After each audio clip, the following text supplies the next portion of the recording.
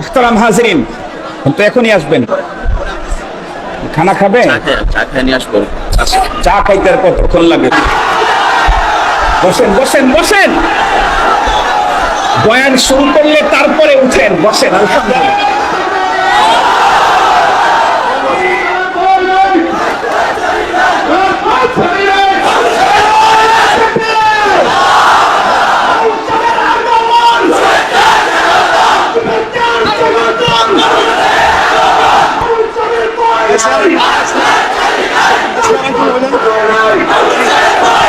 দেখি নামো, কথা বলি।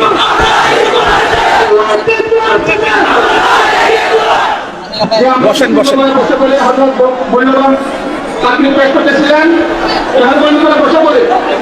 বসেন বসেন বসেন, একটা কথা বলবো, একটা কথা। একটা জিনিস দেখতে পাই যেটা অনেক সময় আমাকে পীড়া দেয়। চট্টগ্রামে যাওয়ার পরে একটা জিনিস আমি দেখতে পাই যেটা আমাকে খুব পীড়া দেয়।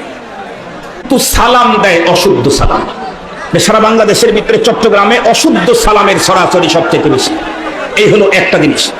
আর আপনাদের সিলেটে একটা জিনিস আমি দেখেছি, সেটা হলো তাকবীর দেন কিন্তু সময় মতো দেন, সময় ছাড়াও দেন।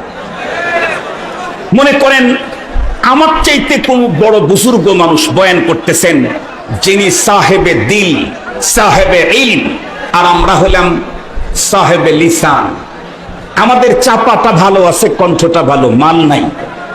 আর আমাদের বুজুর্গ যারা, তাদের কিন্তু অনেক ভিতরটা অনেক উন্নত। দেখেছি যে অনেক মুক্তা ঝরানো কোরআনে পাকের গভীর তত্ত্ব সমৃদ্ধ আলোচনা চলছে, কিন্তু নওজোয়ান একজন আলেম আসতেছে, ওনার বক্তৃতার মাঝখানেই স্লোগান দেওয়া, এটা আমার কাছে ভালো মনে হয় না। কথা কি বুঝাইতে পারছি?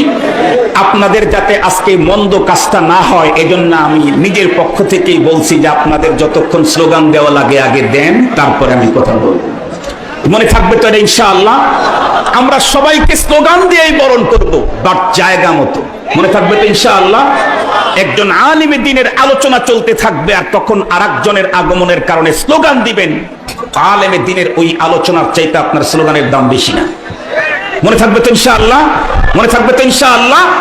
আল্লাহ পাক আমাদেরকে কথাগুলা যে ইসলাহগুলা করাইলাম, স্লোগানের নবীন পরে নবী নাই, সংসদেও আইন চাই, তারপরে কি কোরআন সুন্নাহর আলো, এই সবগুলি যেন আগামী দিনে আল্লাহ তাআলা আমল করার তৌফিক দান করেন, জোরে বলেন আমিন।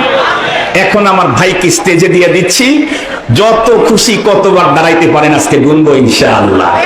আল্লাহ তাআলা শুধু দাঁড়ানো না, কথাগুলি হৃদয়ের গভীরে এটাকে বহন করার, ধারণ করার তৌফিক দান করুক। তা আমার আলোচনা চলতেছিল, জান্নাতে যে কোনো মানুষ যেতে চাইলে কমপক্ষে